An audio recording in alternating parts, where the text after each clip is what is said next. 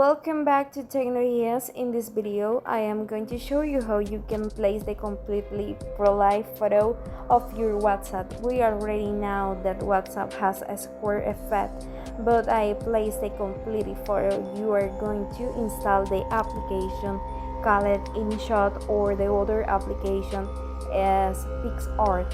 Select InShot, press a new, and we can see, for example, this photo is more longer.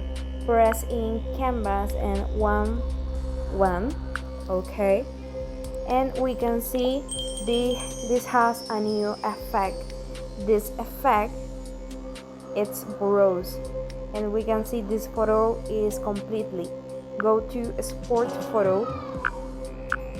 This application has @%, and go here, and we go new, go to the settings and press here, select this, and go to gallery.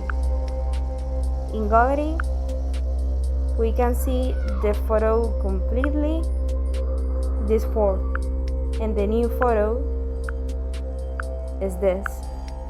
And that's all, guys. Thanks for watching this video. Don't forget to subscribe our channel for more content with us.